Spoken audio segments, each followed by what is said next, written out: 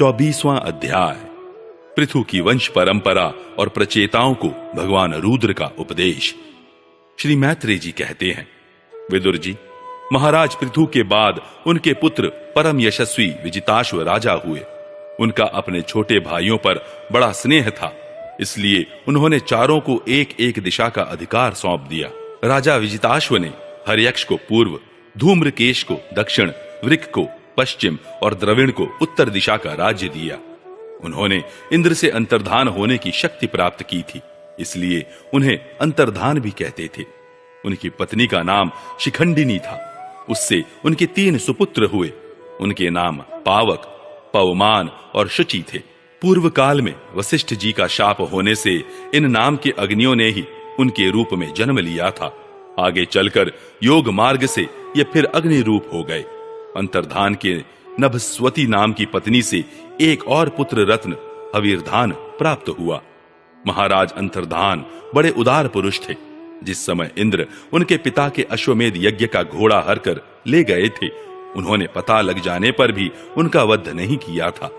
राजा अंतर्धान ने कर लेना, दंड देना, जुर्माना वसूल करना आदि कर्तव्यों को बहुत कठोर एवं दूसरों के लिए कष्टदायक समझकर एक दीर्घकालीन यज्ञ में दीक्षित होने के बहाने अपना राजकाज छोड़ दिया। यज्ञ कार्य में लगे रहने पर भी उन आत्मज्ञानी राजा ने भक्त भयभंजन पूर्णतम परमात्मा की आराधना करके सुदृढ़ समाधि के द्वारा भगवान के दिव्य लोक को प्राप्त किया।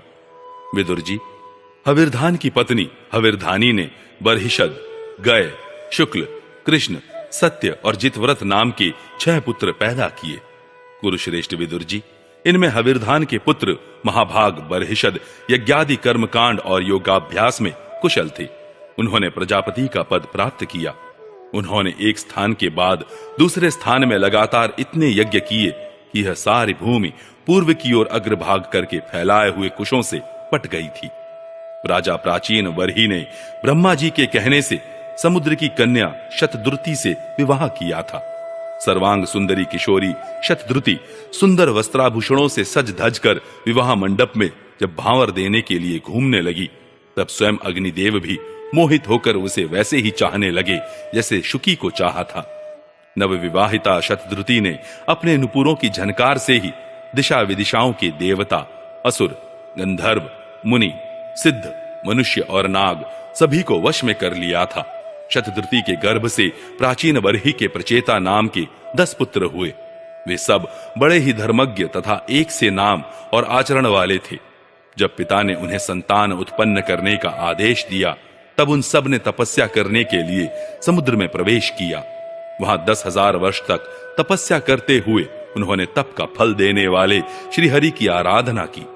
घर से तपस्या करने के लिए जाते समय मार्ग में श्री महादेव जी ने उन्हें दर्शन देकर कृपा पूर्वक जिस तत्व का उपदेश दिया था, उसी का वे एकाग्रता पूर्वक ध्यान, जप और पूजन करते रहे। विदुर जी ने पूछा, ब्राह्मण, मार्ग में प्रचेताओं का श्री महादेव जी के साथ किस प्रकार समागम हुआ और उन पर प्रसन्न होकर भगवान शंकर ने उन्हें क्या उपदेश किया, वह सार युक्त बात आप कृपा करके मुझसे कहिए। ब्रह्मर्षि, शिव जी के साथ समागम होना तो देहधारियों के लिए बहुत कठिन है। औरों की तो बात ही क्या है, मुनिजन भी सब प्रकार की आसक्ति छोड़कर उन्हें पाने के लिए उनका निरंतर ध्यान ही किया करते हैं, किंतु सहज में पाते नहीं। यद्यपि भगवान शंकर आत्माराम है, उन्हें अपने लिए न कुछ करना है न पाना, तो भी इस लोक सृष्टि की रक्षा के लिए वे अपनी घोर रूपा शक्ति के साथ सर्वत्र विचरते रहते हैं। श्री मैत्रेय जी ने कहा, विदुर जी, साधु स्वभाव प्रचेतागण पिता की आज्ञा शिरोधार्य कर तपस्या में चित्त लगा पश्चिम की ओर चल दिए। चलते चलते उन्होंने समुद्र के समान विशाल एक सरोवर देखा। वह महापुरुषों के चित्त के समान बड़ा ही स्वच्छ था तथा उसमें रहने वाले मत्स्यादि जलजीव भी प्रसन्न जान पड़ते थे। उसमें नील कमल, लाल कमल, रात में, दिन में और सायं काल में खिलने वाले कमल तथा इंदिवर आदि अन्य कई प्रकार के कमल सुशोभित थे। उसके तटों पर हंस, सारस, चकवा और कारंडव आदि जल पक्षी चहक रहे थे। उसके चारों ओर तरह तरह के वृक्ष और लताएं थी। उन पर मतवाले भौरे गूंज रहे थे। उनकी मधुर ध्वनि से हर्षित होकर मानो उन्हें रोमांच हो रहा था। कमल कोश के परागपुंज वायु के झकोरों से चारों ओर उड़ रहे थे, मानो वहां कोई उत्सव हो रहा है। वहां मृदंग, प्रणव आदि बाजों के साथ अनेकों दिव्य राग रागिनियों के क्रम से गायन की मधुर ध्वनि सुनकर उन राजकुमारों को बड़ा आश्चर्य हुआ। इतने में ही उन्होंने देखा कि देवाधिदेव भगवान शंकर अपने अनुचरों के सहित उस सरोवर से बाहर आ रहे हैं। उनका शरीर तपी हुई सुवर्ण राशि के समान कांतिमान है, कंठ नीलवर्ण है तथा 3 विशाल नेत्र हैं। वे अपने भक्तों पर अनुग्रह करने के लिए उद्यत हैं। अनेकों गंधर्व उनका सुयश गा रहे हैं। उनका सहसा दर्शन पाकर प्रचेताओं को बड़ा कौतूहल हुआ और उन्होंने शंकर जी के चरणों में प्रणाम किया। तब शरणागत भयहारी धर्मवत्सल भगवान शंकर ने अपने दर्शन से प्रसन्न हुए उन धर्मज्ञ और शील संपन्न राजकुमारों से प्रसन्न होकर कहा। श्री महादेव जी बोले, तुम लोग राजा प्राचीन बरही के पुत्र हो, तुम्हारा कल्याण हो। तुम जो कुछ करना चाहते हो वह भी मुझे मालूम है। इस समय तुम लोगों पर कृपा करने के लिए ही मैंने तुम्हें इस प्रकार दर्शन दिया है। जो व्यक्ति अव्यक्त प्रकृति तथा जीव संज्ञक पुरुष, इन दोनों के नियामक भगवान वासुदेव की साक्षात शरण लेता है, वह मुझे परम प्रिय है। अपने वर्णाश्रम धर्म का भलीभांति पालन करने वाला पुरुष 100 जन्म के बाद ब्रह्मा के पद को प्राप्त होता है और इससे भी अधिक पुण्य होने पर वह मुझे प्राप्त होता है। परंतु जो भगवान का अनन्य भक्त है, वह तो मृत्यु के बाद ही सीधे भगवान विष्णु के उस सर्व प्रपंचातीत परम पद को प्राप्त हो जाता है, जिसे रुद्र रूप में स्थित मैं तथा अन्य अधिकारिक देवता अपने अपने अधिकार की समाप्ति के बाद प्राप्त करेंगे। तुम लोग भगवत भक्त होने के नाते मुझे भगवान के समान ही प्यारे हो। इसी प्रकार भगवान के भक्तों को भी मुझसे बढ़कर और कोई कभी प्रिय नहीं होता। अब मैं तुम्हें एक बड़ा ही पवित्र, मंगलमय और कल्याणकारी स्तोत्र सुनाता हूं। इसका तुम लोग शुद्ध भाव से जप करना। श्री मैत्री जी कहते हैं, तब नारायण परायण करुणाद्र हृदय भगवान शिव ने अपने सामने हाथ जोड़े खड़े हुए उन राजपुत्रों को यह स्तोत्र सुनाया। भगवान रुद्र स्तुति करने लगे। भगवान, आपका उत्कर्ष उच्च कोटि के आत्मज्ञानियों के कल्याण के लिए, निजानंद लाभ के लिए है, उससे मेरा भी कल्याण हो। आप सर्वदा अपने निर्तिशय परमानंद स्वरूप में ही स्थित रहते हैं। ऐसे सर्वात्मक आत्म स्वरूप आपको नमस्कार है। आप पद्मनाभ हैं, भूत सूक्ष्म और इंद्रियों के नियंता, शांत, एक रस और स्वयं प्रकाश वासुदेव भी आप ही हैं। आपको नमस्कार है। आप ही सूक्ष्म, अनंत और मुखाग्नि के द्वारा संपूर्ण लोकों का संहार करने वाले, अहंकार के अधिष्ठाता संकर्षण तथा जगत के प्रकृष्ट ज्ञान के उद्गम स्थान, बुद्धि के अधिष्ठाता प्रद्युम्न है। आपको नमस्कार है। आप ही इंद्रियों के स्वामी, मनस्तत्व के अधिष्ठाता भगवान अनिरुद्ध हैं। आपको बार बार नमस्कार है। आप अपने तेज से जगत को व्याप्त करने वाले सूर्य देव हैं। पूर्ण होने के कारण आप में वृद्धि और क्षय नहीं होता। आपको नमस्कार है। आप स्वर्ग और मोक्ष के द्वार तथा निरंतर पवित्र हृदय में रहने वाले हैं। आपको नमस्कार है। आप ही सुवर्ण रूप वीर्य से युक्त और चातुर्होत्र कर्म के साधन तथा विस्तार करने वाले अग्निदेव हैं। आपको नमस्कार है। आप पितर और देवताओं के पोषक सोम हैं तथा तीनों वेदों के अधिष्ठाता हैं। हम आपको नमस्कार करते हैं। आप ही समस्त जल प्राणियों को तृप्त करने वाले सर्वरस रूप हैं। आपको नमस्कार है। आप समस्त प्राणियों के देह, पृथ्वी और विराट स्वरूप हैं तथा त्रिलोकी की रक्षा करने वाले मानसिक, इंद्रियिक और शारीरिक शक्ति स्वरूप वायु हैं। आपको नमस्कार है। आप ही अपने गुण शब्द के द्वारा समस्त पदार्थों का ज्ञान कराने वाले तथा बाहर भीतर का भेद करने वाले आकाश हैं तथा आप ही महान पुण्यों से प्राप्त होने वाले परम तेजोमय स्वर्ग वैकुंठादि लोक हैं। आपको पुनः पुनः नमस्कार है। आप पितृलोक की प्राप्ति कराने वाले प्रवृत्ति कर्म रूप और देवलोक की प्राप्ति के साधन निवृत्ति कर्म रूप हैं तथा आप ही अधर्म के फलस्वरूप दुखदायक मृत्यु हैं। आपको नमस्कार है। नाथ, आप ही पुराण पुरुष तथा सांख्य और योग के अधीश्वर भगवान श्री कृष्ण हैं। आप सब प्रकार की कामनाओं की पूर्ति के कारण साक्षात मंत्र मूर्ति और महान धर्म स्वरूप हैं। आपकी ज्ञान शक्ति किसी भी प्रकार कुंठित होने वाली नहीं है। आपको नमस्कार है, नमस्कार है। आप ही कर्ता, करण और कर्म तीनों शक्तियों के एकमात्र आश्रय हैं। आप ही अहंकार के अधिष्ठाता रुद्र हैं। आप ही ज्ञान और क्रिया स्वरूप हैं तथा आपसे ही परा, पश्यंती, मध्यमा और वैखरी 4 प्रकार की वाणी की अभिव्यक्ति होती है। आपको नमस्कार है। प्रभु, हमें आपके दर्शनों की अभिलाषा है, अतः आपके भक्त जन जिसका पूजन करते हैं और जो आपके निज जनों को अत्यंत प्रिय है, अपने उस अनूप रूप की आप हमें झांकी कराइए। आपका वह रूप अपने गुणों से समस्त इंद्रियों को तृप्त करने वाला है। वह वर्षाकालीन मेघ के समान स्निग्ध श्याम और संपूर्ण सौंदर्यों का सार सर्वस्व है।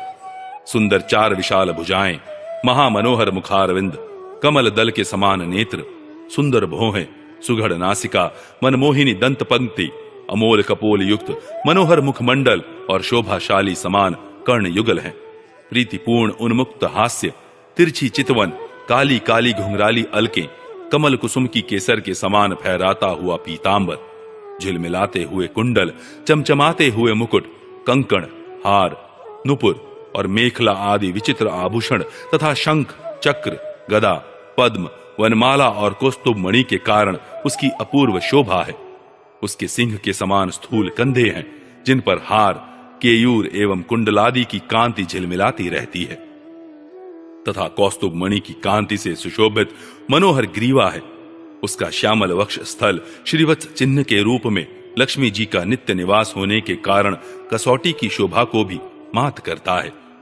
उसका त्रिवली से सुशोभित पीपल के पत्ते के समान सुडौल उदार श्वास के आने जाने से हिलता हुआ बड़ा ही मनोहर जान पड़ता है। उसमें जो भंवर के समान चक्करदार नाभि है, वह इतनी गहरी है कि उससे उत्पन्न हुआ यह विश्व मानो फिर उसी में लीन होना चाहता है। श्याम वर्ण कटिभाग में पीतांबर और सुवर्ण की मेखला शोभायमान है। समान और सुंदर चरण, पिंडली, जांग और घुटनों के कारण आपका दिव्य विग्रह बड़ा ही सुगढ़ जान पड़ता है। आपके चरण कमलों की शोभा शरद ऋतु के कमल दल की कांति की भी तिरस्कार करती है। उनके नखों से जो प्रकाश निकलता है, वह जीवों के हृदय अंधकार को तत्काल नष्ट कर देता है। हमें आप कृपा करके भक्तों के भयहारी एवं आश्रय स्वरूप उसी रूप का दर्शन कराइए। जगत गुरु, हम अज्ञानवृत्त प्राणियों को अपनी प्राप्ति का मार्ग बतलाने वाले आप ही हमारे गुरु हैं। प्रभु, चित्त शुद्धि की अभिलाषा रखने वाले पुरुष को आपके इस रूप का निरंतर ध्यान करना चाहिए। इसकी भक्ति ही स्वधर्म का पालन करने वाले पुरुष को अभय करने वाली है। स्वर्ग का शासन करने वाला इंद्र भी आपको ही पाना चाहता है तथा विशुद्ध आत्मज्ञानियों की गति भी आप ही है। इस प्रकार आप सभी देहधारियों के लिए अत्यंत दुर्लभ हैं। केवल भक्तिमान पुरुष ही आपको पा सकते हैं। सत्पुरुषों के लिए भी दुर्लभ अनन्य भक्ति से भगवान को प्रसन्न करके, जिनकी प्रसन्नता किसी अन्य साधना से दुस्साध्य है, ऐसा कौन होगा जो उनके चरण तल के अतिरिक्त और कुछ चाहेगा। जो काल अपने अदम्य उत्साह और पराक्रम से फड़कती हुए भौहें के इशारे से सारे संसार का संहार कर डालता है, वह भी आपके चरणों की शरण में गए हुए प्राणी पर अपना अधिकार नहीं मानता। ऐसे भगवान के प्रेमी भक्तों का यदि आधे क्षण के लिए भी समागम हो जाए, तो उसके सामने मैं स्वर्ग और मोक्ष को कुछ नहीं समझता। फिर मर्त्यलोक के तुच्छ भोगों की तो बात ही क्या है। प्रभु, आपके चरण संपूर्ण पाप राशि को हर लेने वाले हैं। हम तो केवल यही चाहते हैं कि जिन लोगों ने आपकी कीर्ति और तीर्थ में आंतरिक और बाह्य स्नान करके मानसिक और शारीरिक दोनों प्रकार के पापों को धो डाला है, तथा जो जीवों के प्रति दया, राग द्वेष रहित चित्त तथा सरलता आदि गुणों से युक्त है, उन आपके भक्त जनों का संग हमें सदा प्राप्त होता रहे। यही हम पर आपकी बड़ी कृपा होगी। जिस साधक का चित्त भक्ति योग से अनुगृहीत एवं विशुद्ध होकर न तो बाह्य विषयों में भटकता है और न अज्ञान गुहा रूप प्रकृति में ही लीन होता है, वह अनायास ही आपके स्वरूप का दर्शन पा जाता है। जिसमें यह सारा जगत दिखाई देता है और जो स्वयं संपूर्ण जगत में भास रहा है, वह आकाश के समान विस्तृत और परम प्रकाश में ब्रह्म तत्व आप ही हैं। भगवान, आपकी माया अनेक प्रकार के रूप धारण करती है। इसी के द्वारा आप इस प्रकार जगत की रचना, पालन और संहार करते हैं जैसे यह कोई सद्वस्तु हो, किंतु इससे आप में किसी प्रकार का विकार नहीं आता। माया के कारण दूसरे लोगों में ही भेद बुद्धि उत्पन्न होती है। आप परमात्मा पर वह अपना प्रभाव डालने में असमर्थ होती है। आपको तो हम परम स्वतंत्र ही समझते हैं। आपका स्वरूप पंचभूत, इंद्रिय और अंतःकरण के प्रेरक रूप से उपलक्षित होता है। जो कर्म योगी पुरुष सिद्धि प्राप्त करने के लिए तरह तरह के कर्मों द्वारा आपके इस सगुण साकार स्वरूप का श्रद्धा पूर्वक भलीभांति पूजन करते हैं, वे ही वेद और शास्त्रों के सच्चे मर्मज्ञ हैं। प्रभु, आप ही अद्वितीय आदि पुरुष हैं। सृष्टि के पूर्व आपकी माया शक्ति सोई रहती है, फिर उसी के द्वारा सत्व, रज और तम रूप गुणों का भेद होता है, और इसके बाद उन्हीं गुणों से महत्त्व अहंकार, आकाश, वायु, अग्नि, जल, पृथ्वी, देवता, ऋषि और समस्त प्राणियों से युक्त इस जगत की उत्पत्ति होती है। फिर आप अपनी ही माया शक्ति से रचे हुए इन जरायुज, अंडज, स्वेदज और उद्भिज्ज भेद से 4 प्रकार के शरीरों में अंश रूप से प्रवेश कर जाते हैं। और जिस प्रकार मधुमक्खियां अपने ही उत्पन्न किए हुए मधु का आस्वादन करती है, उसी प्रकार वह आपका अंश उन शरीरों में रहकर इंद्रियों के द्वारा इन तुच्छ विषयों को भोगता है। आपके उस अंश को ही पुरुष या जीव कहते हैं। प्रभु, आपका तत्व ज्ञान प्रत्यक्ष से नहीं, अनुमान से होता है। प्रलय काल उपस्थित होने पर काल स्वरूप आप ही अपने प्रचंड एवं असह्य वेग से पृथ्वी आदि भूतों को अन्य भूतों से विचलित कराकर समस्त लोकों का संहार कर देते हैं। जैसे वायु अपने असहनीय एवं प्रचंड झोंकों से मेघों के द्वारा ही मेघों को तितर बितर करके नष्ट कर डालती है, भगवान, यह मोहग्रस्त जीव प्रमादवश हर समय इसी चिंता में रहता है कि अमुक कार्य करना है। इसका लोभ बढ़ गया है और इसे विषयों की ही लालसा बनी रहती है, किंतु आप सदा ही सजग रहते हैं। भूख से जीव लपलपाता हुआ सर्प जैसे चूहे को चट कर जाता है, उसी प्रकार आप अपने काल स्वरूप से उसे सहसा लील जाते हैं। आपकी अवहेलना करने के कारण अपनी आयु को व्यर्थ मानने वाला ऐसा कौन विद्वान होगा जो आपके चरण कमलों को विसारेगा। इनकी पूजा तो काल की आशंका से ही हमारे पिता ब्रह्मा जी और स्वयंभू आदि 14 मनुओं ने भी बिना कोई विचार किए केवल श्रद्धा से ही की थी। ब्रह्मन, इसी प्रकार सारा जगत रुद्र रूप काल के भय से व्याकुल है। अतः परमात्मन, इस तत्व को जानने वाले हम लोगों के तो इस समय आप ही सर्वथा भय शून्य आश्रय हैं। राजकुमारों, तुम लोग विशुद्ध भाव से स्वधर्म का आचरण करते हुए भगवान में चित्त लगाकर मेरे कहे हुए इस स्तोत्र का जप करते रहो। भगवान तुम्हारा मंगल करेंगे। तुम लोग अपने अंतःकरण में स्थित उन सर्वभूतांतर्यामी परमात्मा श्री हरि का ही बार बार स्तवन और चिंतन करते हुए पूजन करो। मैंने तुम्हें यह योगादेश नाम का स्तोत्र सुनाया है। तुम लोग इसे मन से धारण कर मुनिव्रत का आचरण करते हुए इसका एकाग्रता से आदर पूर्वक अभ्यास करो। यह स्तोत्र पूर्व काल में जगत विस्तार के इच्छुक प्रजापतियों के पति भगवान ब्रह्मा जी ने प्रजा उत्पन्न करने की इच्छा वाले हम भृगु आदि अपने पुत्रों को सुनाया था। जब हम प्रजापतियों को प्रजा का विस्तार करने की आज्ञा हुई, तब इसी के द्वारा हमने अपना अज्ञान निवृत्त करके अनेक प्रकार की प्रजा उत्पन्न की थी। अब भी जो भगवत परायण पुरुष इसका एकाग्र चित्त से नित्य प्रति जप करेगा, उसका शीघ्र ही कल्याण हो जाएगा। इस लोक में सब प्रकार के कल्याण साधनों में मोक्षदायक ज्ञान ही सबसे श्रेष्ठ है। ज्ञान नौका पर चढ़ा हुआ पुरुष अनायास ही इस दुस्तर संसार सागर को पार कर लेता है। यद्यपि भगवान की आराधना बहुत कठिन है, किंतु मेरे कहे हुए इस स्तोत्र का जो श्रद्धा पूर्वक पाठ करेगा, वह सुगमता से ही उनकी प्रसन्नता प्राप्त कर लेगा। भगवान ही संपूर्ण कल्याण साधनों के एकमात्र प्यारे प्राप्तव्य हैं। अतः मेरे गाए हुए इस स्तोत्र के गान से उन्हें प्रसन्न करके वह स्थिर चित्त होकर उनसे जो कुछ कहेगा प्राप्त कर लेगा। जो पुरुष उषः काल में उठकर इसे श्रद्धा पूर्वक हाथ जोड़कर सुनता या सुनाता है, वह सब प्रकार के कर्म बंधनों से मुक्त हो जाता है। राजकुमारों, मैंने तुम्हें जो यह परम पुरुष परमात्मा का स्तोत्र सुनाया है, इसे एकाग्र चित्त से जपते हुए तुम महान तपस्या करो। तपस्या पूर्ण होने पर इसी से तुम्हें अभीष्ट फल प्राप्त हो जाएगा।